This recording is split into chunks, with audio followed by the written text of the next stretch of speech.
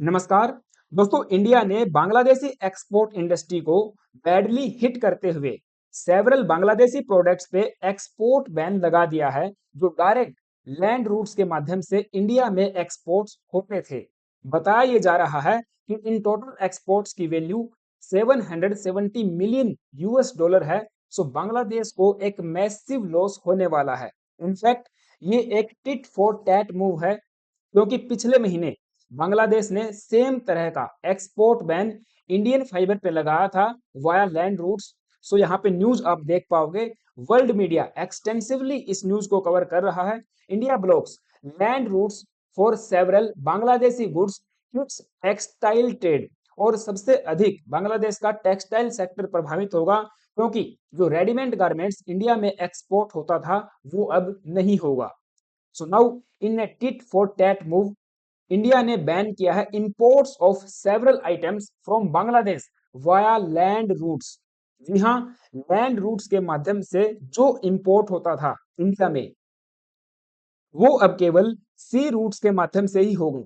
सो बांग्लादेश को एक बहुत बड़ा झटका यहाँ पे लगा है, क्योंकि पहले से ही एक मैसिव ट्रेड डेफिसिट बना हुआ है विद न्यू दिल्ली, जिसकी अमाउंट 9.2 बिलियन यूएस डॉलर है for the financial fiscal year March 2024।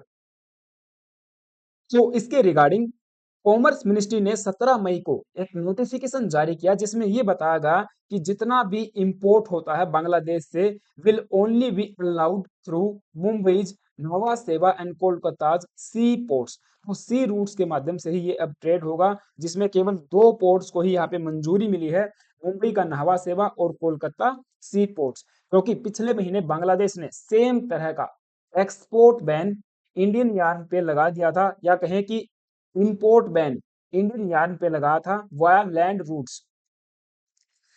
इसी के रिटालिएशन में इंडिया हिट्स बांग्लादेश हार्ड। अब हमको यहाँ पे एक चीज और समझनी है कि बांग्लादेश और इंडिया ने बायलेटरल ट्रेड को इंप्रूव करने के लिए, न्यू हाइट्स पे ले जाने के लिए शेख हसीना के टाइम से ही several land customs check points बनाए हुए हैं, जो असम में, मेघालय, त्रिपुरा, मिजोरम और वेस्ट बंगाल में है। तो यहाँ से हमारा मैसिव ट्रेड होता था बाइलेटरल। इंडिया भी बांग्लादेश को एक्सपोर्ट करता था, और बांग्लादेश भी इंडिया में अपना माल जो है एक्सपोर्ट करता था। तो दोनों का बाइलेटरल ट्रेड काफी ठीक, जो हम कह सकते हैं कि शेख हसीना के टाइम पे चल रहा था। लेकिन जैसे ही शेख हसीना जी का आउस्टेड हुआ और बांग्लादेश में मोहम्मद यूनुस, जो कि एक पपेट है यूएस का, या ये कहें कि जो बाइडेन और सोरोस की टीम का, इसको बांग्लादेश का चीफ एडवाइजर बना के बिठा दिया, जिसकी वजह से न केवल हमारे ट्रेड रिलेशन खराब हुए हैं, बल्कि डिप्लोमेटिक रिलेशन भी बांग्लादेश के साथ खराब हो चुके हैं। और जो प्रोजेक्ट्स हमने बांग्लादेश के साथ शेख हसीना के टाइम पे किए थे साइन, उनको भी इंडिया ने जो है सस्पेंड कर दिया है, जिसमें बड़े बड़े रेलवे प्रोजेक्ट्स भी हैं, जिनकी अगर कनेक्टिविटी हो जाती तो हमारा जो ट्रेड है बायलेटरल वो और भी ज्यादा इंप्रूव होता। इवन यहाँ पे नेपाल एंड भूटान भी स्टेक होल्डर के रूप में शामिल थे। तो इस पे हमने सेशन भी किया था। इंडिया ने होल्ड किया था 5,000 करोड़ रुपीज के प्रोजेक्ट को, और इसमें तीन बड़े जो है रेलवे प्रोजेक्ट शामिल हैं, जो कि शेख हसीना जी के टाइम पे हमने साइन किए थे। हालांकि इंडिया को भी इन रेलवे प्रोजेक्ट से काफी बेनिफिट होने वाला था, क्योंकि हम लोग बांग्लादेश के थ्रू हमारे नॉर्थ ईस्टर्न स्टेट्स को कनेक्ट करने वाले थे। क्योंकि जो सिलीगुड़ी कॉरिडोर है वो बेसिकली बहुत ज्यादा, आप कह सकते हो कि इन्वायरमेंटल प्रोन है, सेंसिटिव जोन में आता है, कई सारे चैलेंज फेस करने पड़ते हैं अगर वहां से हमको रेलवे प्रोजेक्ट्स या रोड इंफ्रास्ट्रक्चर डेवलप करना है। तो ऐसे में हमने सोचा कि बांग्लादेश के थ्रू यदि हम लोग कनेक्ट कर दें हमारे नॉर्थ ईस्टर्न स्टेट्स को, क्योंकि बांग्लादेश में एग्जिस्टिंग रेलवे नेटवर्क काफी अच्छा है, हमको केवल छोटे छोटे प्रोजेक्ट्स यहाँ पे बनाने थे, बट अब उनको हमने होल्ड कर दिया है। तो नुकसान की बात करें तो बांग्लादेश को ज्यादा होने वाला है, क्योंकि इंडिया अल्टरनेटिव रूट तलाश रहा है। हम लोग नेपाल और via Bhutan north eastern state को कनेक्ट करने के ऊपर विचार बना रहे हैं। यहाँ पे कंसिडरेशन चल रहा है कि नेपाल से होकर जो हमारा ईस्टर्न यूपी है और फिर बिहार है, वहां से रेलवे कनेक्टिविटी लेकर नेपाल जाएंगे, नेपाल से सिक्किम होते हुए भूटान और फिर हमारा नॉर्थ ईस्टर्न स्टेट्स किसी भी राज्य में, साउथ राज्य में जा सकते हैं। तो बांग्लादेश पे जो हमारी डिपेंडेंसी हम लोग सालों साल तक करने वाले थे, उसको अभी के लिए जो है सरकार ने कम कर दिया है, या एक तरह से कहें कि खत्म ही कर दिया है। तो 3 बड़े प्रोजेक्ट थे, इसके ऊपर हमने डिस्कस भी किया था, जो कि Akhaura Agartala cross border railway link and Khulna Mongla port था। इसके अलावा एक पोर्ट यहाँ पे बताया गया था जो कि ढाका टोंगी जोधपुर, जो भी इसका नाम है, ये रेलवे एक्सपेंशन था, जो कि ढाका से लेकर टोंगी तक जाने वाला था। बेसिकली ये बांग्लादेश के हार्ट लैंड पे था और इंडिया ने यहाँ पे मैसिव मैसिव जो है कि इन्वेस्टमेंट किया हुआ था। बताया ये गया था कि 2027 में इसका काम कंप्लीट होने वाला था, लेकिन जो है पेमेंट डिले होने की वजह से और बांग्लादेशी करंट पेपेटरी इस्टेब्लिशमेंट के रवैये को देखते हुए ये प्रोजेक्ट डिले होता गया। लेकिन अब बांग्लादेश जो एक्सपोर्ट इंडिया को करता है, वो चिटगोंग से लेकर आएंगे और यहाँ पे आप देख पाओगे इस तरह से ये वाला रूट इनको अपनाना पड़ेगा और नावा सेवा जो कि हमारा मुंबई में पोर्ट है, यहाँ से ट्रेड करना पड़ेगा, या फिर कोलकाता पोर्ट की हम बात कर सकते हैं, वहां से करना पड़ेगा।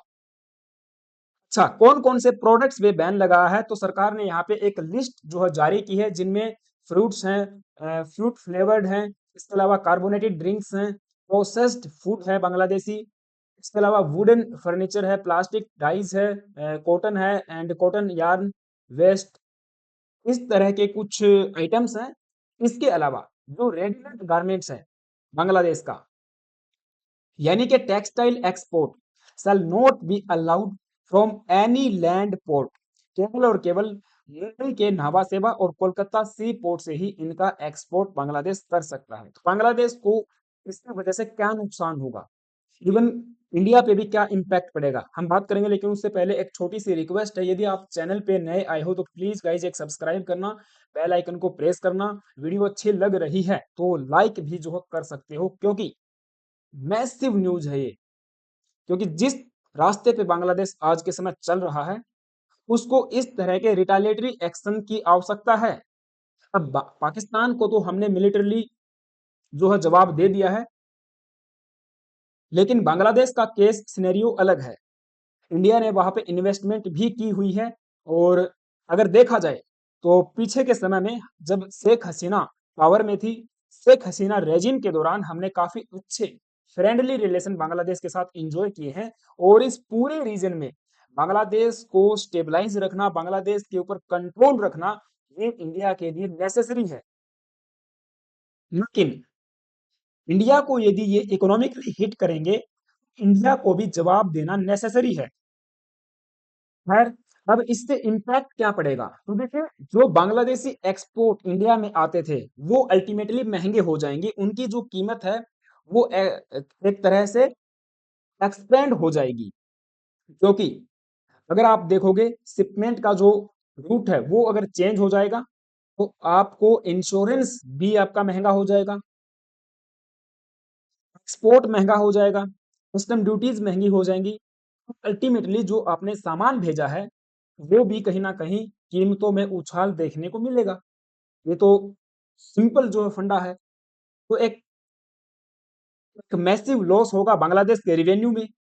हालांकि एक्सपर्ट्स का ये भी कहना है कि जो इंडियन इंपोर्टर्स हैं उनको भी कहीं ना कहीं डिस इंसेंटिव देखने को मिलेगा इस एक्ट की वजह से, क्योंकि कहीं ना कहीं उनको भी फिर बांग्लादेश का सामान जो है महंगा मिलेगा, और महंगा मिलेगा तो उनको बेचना भी जो है बड़ी कीमतों पे पड़ेगा। सीधी सी बात है। तो ऐसे में बांग्लादेशी प्रोडक्ट्स की जो कीमत पहले मार्केट में हुआ करती थी, वो उससे 1.5 गुना या 2 गुना तक हो सकती है। तो कहीं ना कहीं देखिए लॉस तो होगा फिर ऐसे में। और ये भी बताया गया है कि 42% जो हम लोग इंपोर्ट करवाते हैं बांग्लादेश से, जिसकी कीमत 770 मिलियन यूएस डॉलर है इन गुड्स, वो अब हिट होने वाली है, उसको लिमिट जो है भारत करने वाला है। और इस पर आप देखिए जो GTRI है, ग्लोबल ट्रेड रिसर्च इनिशिएटिव, और बांग्लादेशी जो ट्रेडर्स हैं, उनका कहना है कि ये इंडिया के द्वारा एक रिटालिएटरी मूव लिया गया है। जैसे ही बांग्लादेश ने इंडियन यार्न पे बैन लगाया था, सेम उसी तरह से हमारे प्रोडक्ट्स पे इंडिया ने बैन लगाया है। We see this as a reciprocal response to Bangladesh recent restriction on land port yarn imports, said Sham Mohammad, जो कि एक लीडिंग गारमेंट एक्सपोर्टर हैं बांग्लादेश में, उन्होंने जो है कि मीडिया हाउसेस को बताया है। आगे इन्होंने कहा कि जिस तरह से बांग्लादेश ने इंडिया के यार्न पे सी पोर्ट्स और एयरपोर्ट्स के माध्यम से जो एक्सपोर्ट होता है उस पे बैन नहीं लगा है, सेम तरह से इंडिया ने भी बांग्लादेशी गुड्स को केवल लैंड रूट्स पे ही बैन किया है। सी के माध्यम से या फिर एयर के माध्यम से उनको हम लोग जो सॉरी बांग्लादेश उनको इंडिया में एक्सपोर्ट कर सकता है। So this is basically a trade retaliation amid the diplomatic friction.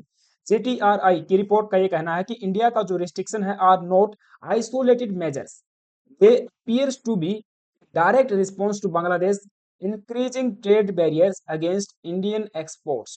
चूंकि इंडियन एक्सपोर्ट्स पे यदि आप बैन लगाओगे तो भाई फिर आपको भी कहीं ना कहीं इस तरह के बैन का सामना करना पड़ेगा। और जिस तरह से बांग्लादेश का शिफ्ट चाइना की तरफ देखने को मिल रहा है, पाकिस्तान की तरफ देखने को मिल रहा है, एंटी इंडिया सेंटिमेंट्स ग्रो हो रहे हैं,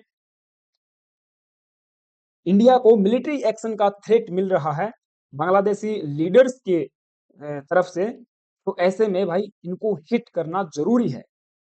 सो the restrictions look like India's response to Dhaka's restricting imports from India on a larger number of items and diplomatic pure towards China। ठीक है ना, चाइना के साथ ट्रेड कीजिए आप। ये वही यूनुस है जो चाइना में जाके 25-26 मार्च को ये कहता है कि जो नॉर्थ ईस्टर्न स्टेट्स हैं वे तो लैंड लॉक्ड कंट्री हैं, उनको तो बांग्लादेश कंट्रोल करता है, बांग्लादेश उनका गार्डियन है। तो इस तरह की भाषा का इस्तेमाल जो है किया गया था, तो अब आपको रिटालिएशन भी फेस करना पड़ेगा। आई थिंक ये एक बेटर मूव है। जैसा जैसे को तैसा, यानी कि टिट फॉर टैट, जैसा आप करोगे वैसा हम यहाँ पे करने वाले हैं। अब इंडिया की जो पॉलिसीज हैं वो चेंज हो रही हैं, लिटरली चेंज हो रही हैं, और ये देख के सुकून भी मिलता है कि हाँ हमारी जो गवर्नमेंट है, हमारे जो ऑफिशियल्स हैं वो हर तरह से अवेयर हैं इस चीज के बारे में, इसके साथ किस तरह से डील करना है। आपका क्या ओपिनियन है मुझे कमेंट बॉक्स में जरूर बताना। हाँ, चैनल पे नए आए हो तो एक सब्सक्राइब यार जरूर करके जाना है।